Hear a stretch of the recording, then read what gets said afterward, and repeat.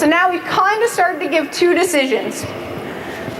You can go, to talk you guys through it, by giving big advantage right now, she should be able to finish with a regular layup. As I shrink the distance of the advantage, what are we going to start to get the rim runner to have to do on their catch? The outside, inside to be able to take the contact. Good. Give them the read a little earlier.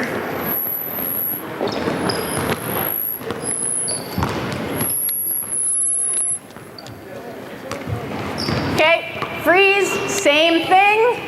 We've shown you how to guide our point guard. Okay, Wallace, you're back in, point guard's out. Now Lou is guiding, we've still got advantage here. On this quarterback, Lou is jamming. We are now starting the break from the bust out. It's all connecting. So you're gonna be given the pass to the rim runner. She's gonna jam you gotta get to quarterback and get through her. Jam, bust out. Bam. Yeah. That's it, next up. Okay, great. Rim runner, don't wait. As soon as we got possession, boom, go. Yeah. And because we're teaching global player, if we're teaching them to make this pass early, not a big deal. We want kids learning to kind of handle in the neutral zone.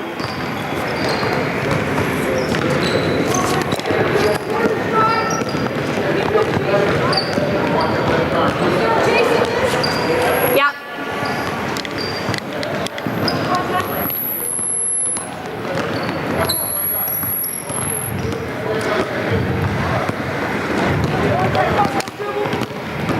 So coaches, again, we could be shrinking the advantage here.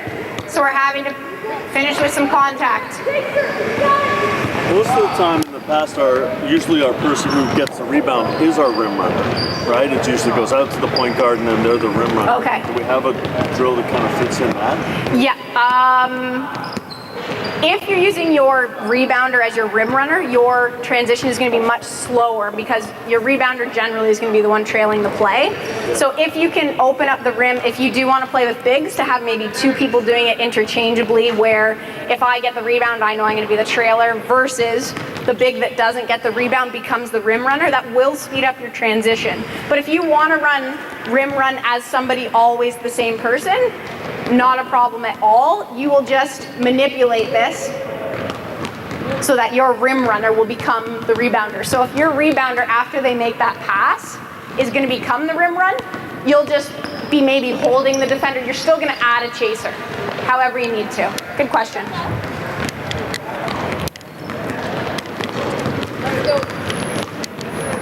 Okay, and freeze. I'm going to show you something without defense and then add defense in. We're now going to add a triangle pass. So a lot of times, the ball will go outside to get back inside to a rim runner. So, can I get rim runner here? We'll go from the bust out. So quarterback here is going to get to our wing. Okay, without defense, we're going to go bust out. Nikki's getting wide. We're going to hit Nikki early. You're going all the way to the rim and not waiting. Ball's going out to in. A rotating defense is going to want, especially at young ages, chase the ball. So by putting the ball out first, we might open up our rim runner. Okay, let's see that one more time.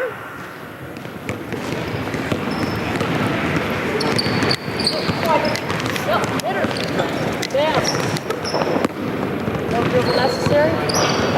Good, let's get another group going.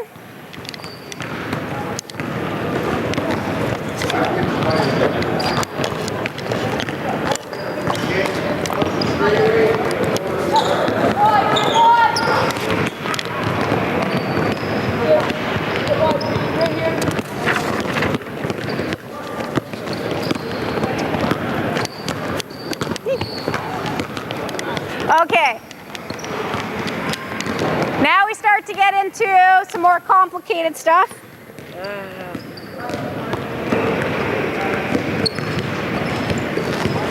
Right up to here we go. Thanks. Okay, we are gonna get a wing defender.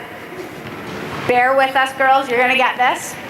A wing defender, so can I get you here? Sure, thanks, Nick.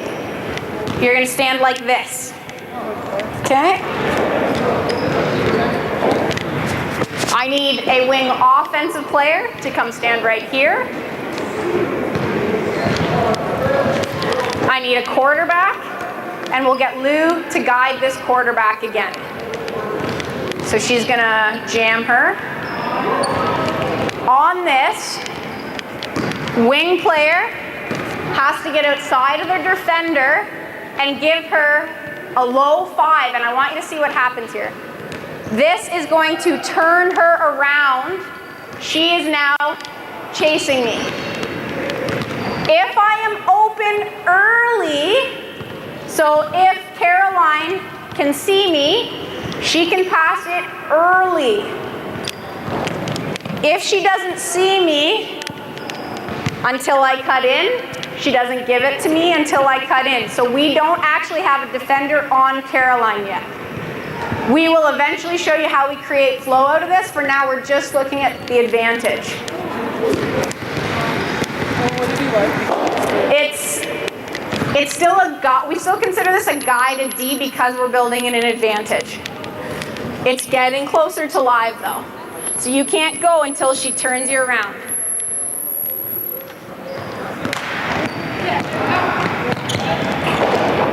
Okay, so we can see her wanting to do what? Be a creeper. Kids love that word. Don't be a creeper. Stay out wide.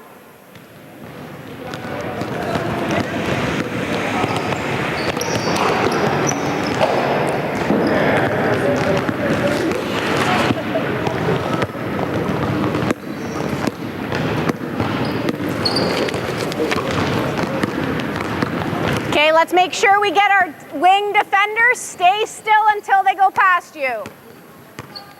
Stay wide until you get to the 45. I'm wide, wide, wide, wide, wide. Now cut in. Not bad. We see the importance of the angle. Wide to 45. Best angles. Don't be a creeper. And freeze. Now, I still have wing defender, I still have wing runner. Add in my rim runner. Thanks, Nick. And I'm gonna shrink the advantage. Defender, post player defender, gets to start at white line extended. Now my quarterback can decide, am I going wing? Is she open ahead of me?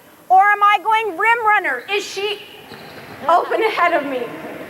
Both of these are options, and I need to be able to choose. Both of them honor our principles. Someone's open ahead of me, I give them the basketball.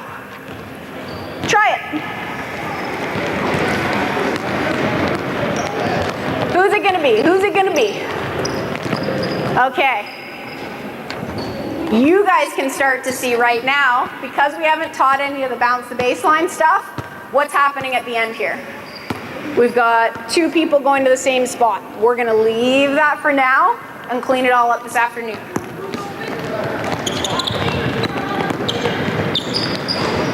Okay? Now, if you have more than one coach, you can be starting to give feedback on finer details maybe. So Caroline would be told there, on that pass, not a bad decision. Let's try to lead her to the basket.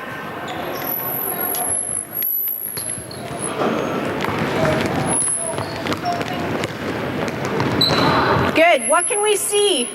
There's tunnel vision. We want to try to get them to expand.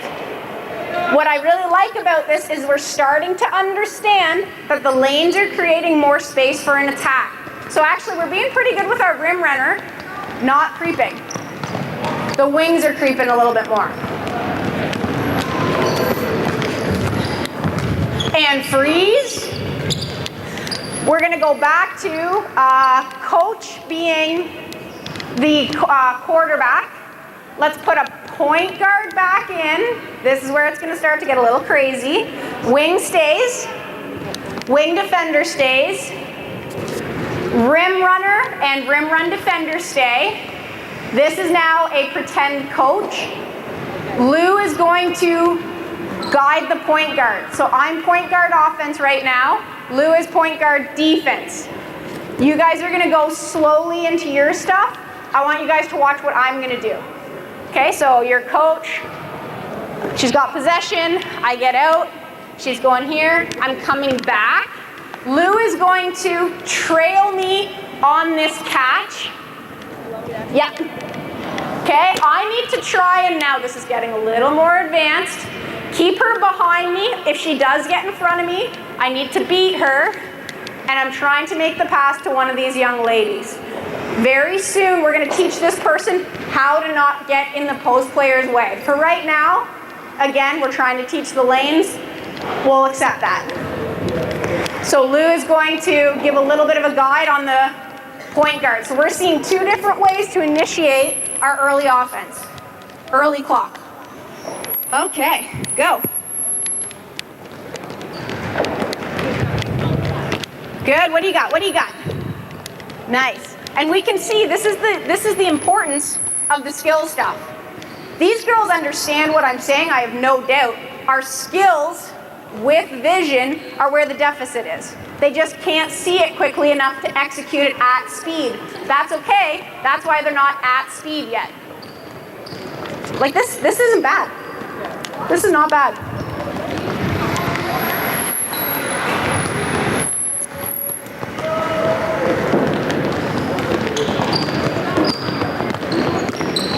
Good. Starting to find vision on our catch. We want to have vision before we catch, on our catch, and after we catch. Good, what do I see? Great, and try, now that might be the lefty twin, I'm not sure, but cool. Use the left hand.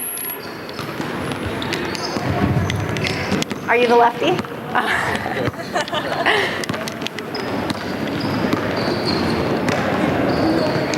Nice. Without me giving feedback, by putting a guide in, Lou is trailing. Every single kid has used the proper hand coming out of their C-cut because they're smarter than we think. The defender's there. Okay, I should dribble away from the defender. The guides are the key.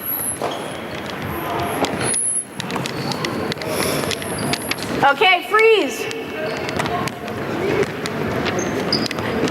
Can I get?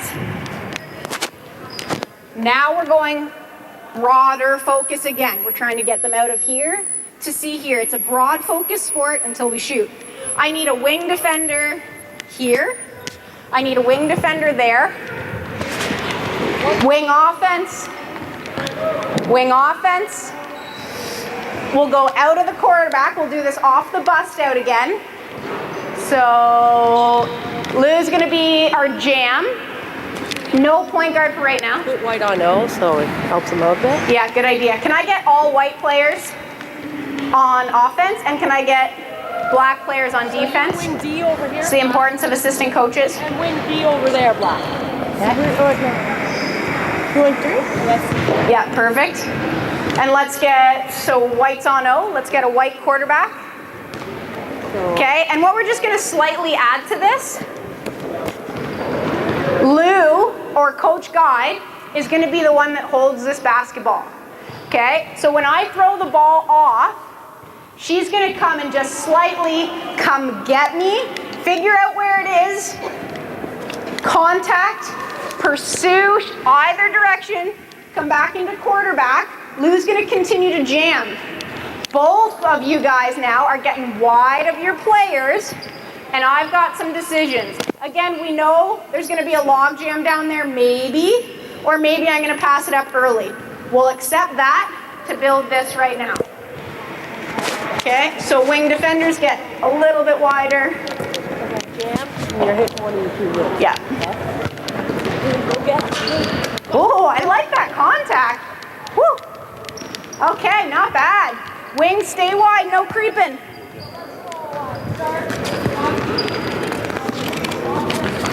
Coach is coaches as critical thinkers now start thinking, how do I add everybody else back in?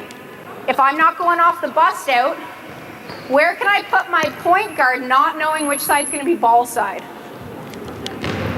Where can I put my rim runner? How does my trailer come back into this? Depending on what kind of format you want to use.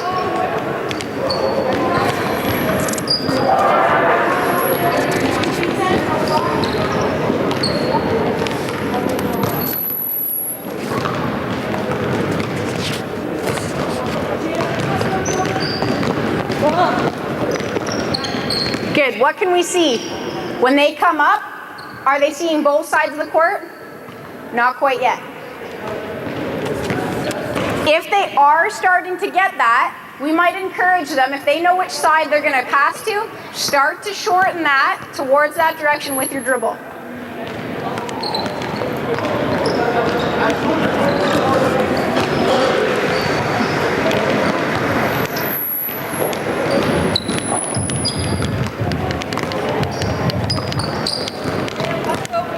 So way behind. I'll teach Dynamic 101 this afternoon. I'll show some finishing stuff. Okay. Right now. So, yeah. Okay. Yeah, that's good. Because we're not going to get to 5:05. No. Okay, in the interest of time, we're now going to show the finishing part. How do we figure out how to finish?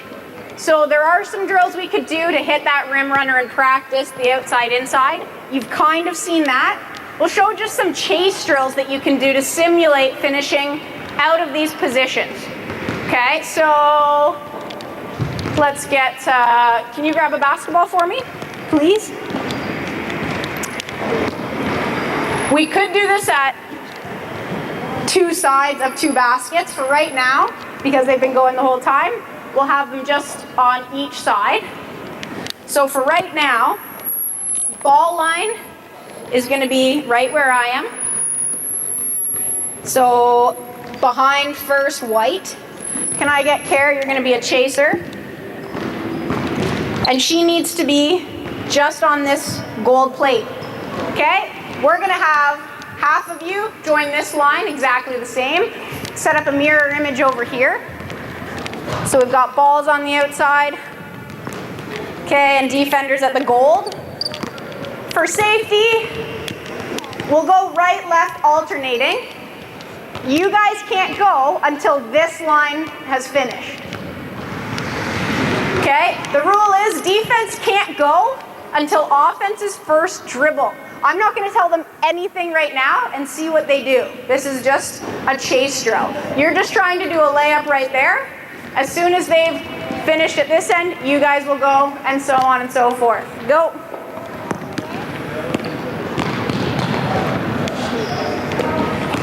Now, what are we seeing on these starts right now that I would have to clean up if we had more time? They are all traveling because they want to chase the ball. So I see the intention.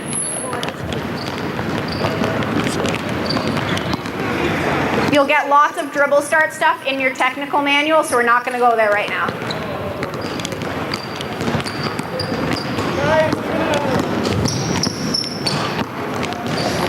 Okay, Nick, you're up there.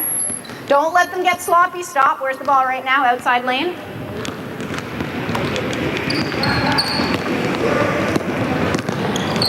Woo! Okay, CP kid. And freeze. Sorry. So we can see some creativity. We can see them figuring stuff out just because there's a defender here.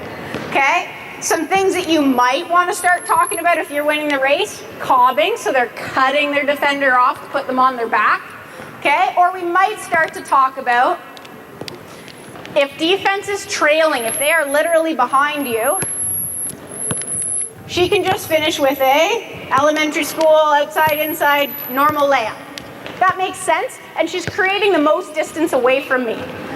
If she finds, and this is why I like doing it with no matchups, because you've got to be able to read different people playing you different ways. As you're coming in, if we're tied or I'm beside her, this is where, and again you'll see it this afternoon, they can start to practice the outside, inside, to be able to take some contact If you've got kids that are ready, you might be able to start with some baby hook stuff. So if I'm beside her, outside, inside, oh yeah, that was legit.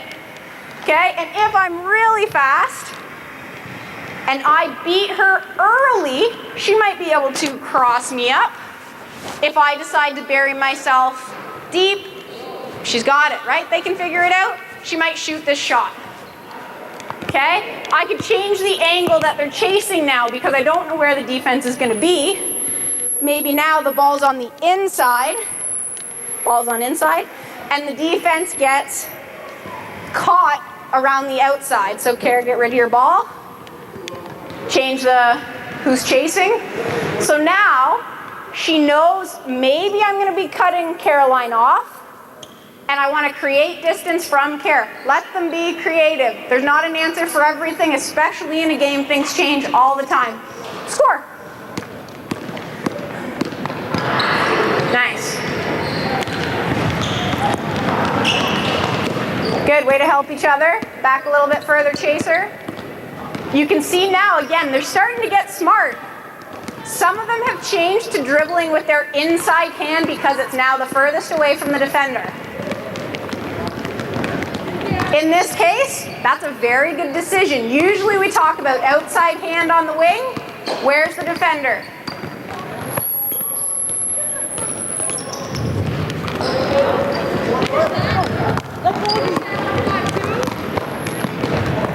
Good, cut her off. How do I create distance from her? Use questioning to prompt them. They will figure it out.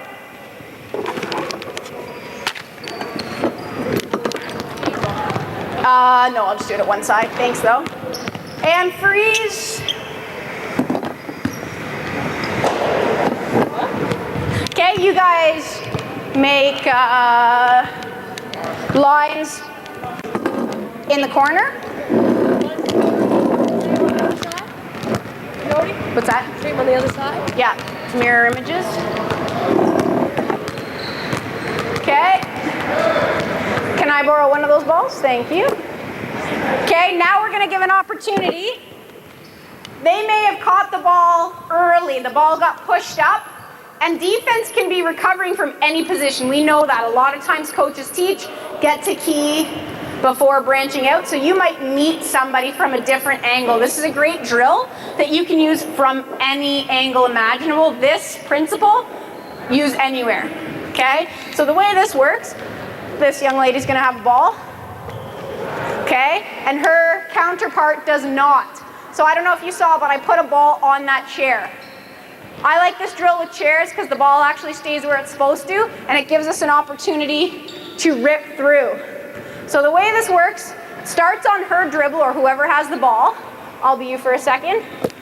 As I start to dribble, I know I'm putting the ball on that chair. She is sprinting out to pick that ball up off the chair. So we're going at a slow pace together. As I put this ball down, I become the defender. This is where hopefully we've broken this down technically, and again, we'll do a bit this afternoon. She, as the person picking up the ball, is grabbing. I want you to watch my skier hips here. We're pivoting our hips, staying loaded, and I'm going to my crossover step to try and attack. Again, is the defender behind me, beside me, or in front of me? Okay, so you're going to be our defender. You're going to be our offensive player. Go. Feed her to the space. Okay, nice outside, inside. So what do we now know is going to happen? Who's our offensive player? This person's going to be, you're dropping off the ball to play D. So who's next up here? Let's actually make a little line here. Awesome. Go. Good. Beat her to the rim. Beat her to the rim. Okay. Go.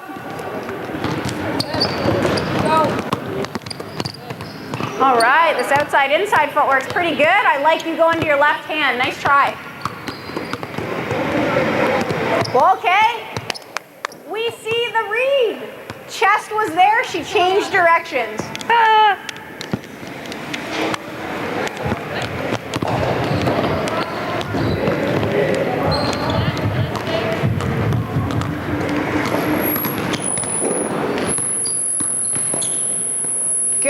outside, inside. Again, we can't expect execution's perfect.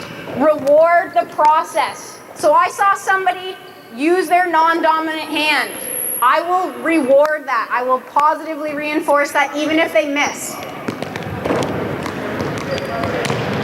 Good. Long picture, big picture. Reward the process. Good. Okay, freeze. I'll just show you one other angle you can use it at. Let's get mirror images. Move your line right here. Okay, this gives us a little bit of an idea again for the rim runner. We might have caught it early. Exact same thing, I've changed the angle. You can do it along the baselines coming together. Go. This is quite realistic. Go. Okay, and they can start going boo, boo, boo.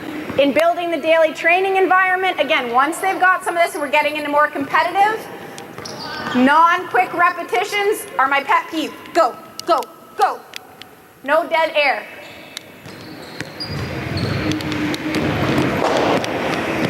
Good, narrow your line so we're thinking rim line. Rim Nick, push your line in. Stop, we want rim lines. So here and just on the smile, on the charge line. Go. Rip. I need to work on their footwork. I know. I need to be thinking, where do I need to go back and clean this up? Still traveling, not getting down, and kids don't know how to pivot. We think they do, but they don't. Last one.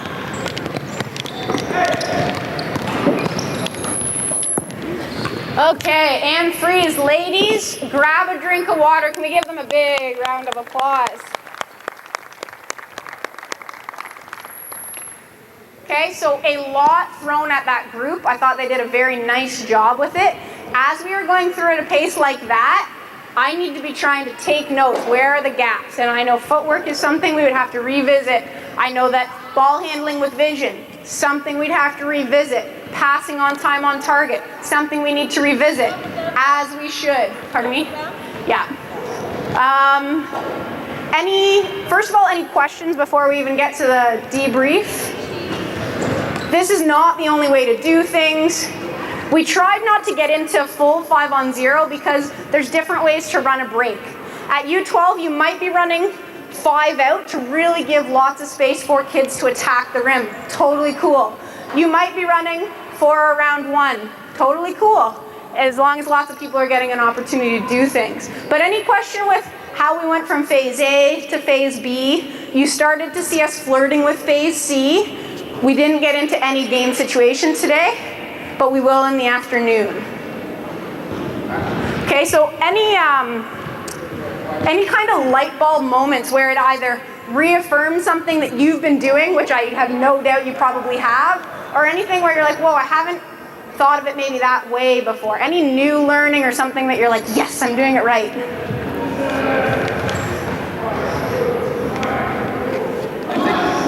I think the light bulb moment for me was how to break down transition into smaller segments. To the chunks, good. I was used to doing it as a group of 5. Right. And now to be able to break it down into miniature pieces. Yeah. And looking around, a lot of you have coached before, so it is very common, and I didn't do it this way, but it is very common to show the big picture first. So how many of you usually will start with some 5-on-0 stuff just to give them a framework of what it will look like and then break it down again before you get there? Does anybody kind of teach that way? Yeah, nothing wrong with that at all. For kids knowing kind of the why or where you're going, sometimes you get a little bit more buy-in. So that's not necessarily a bad idea. Any other light bulb moments or affirmations? Spacing is still a huge issue. It seems to be a common strand for us. You know, like whether we put the pylons out or whether we're giving a consequence for not spacing. Yeah. I think that just doesn't matter if it's U12 or 16. Absolutely. So point made here, and again, we're all at different age groups, but spacing, it's a constant battle. So again, we're at a world championship last year, and I'm still yelling at Christina to get wide. Like, it is universal for sure and makes a huge difference.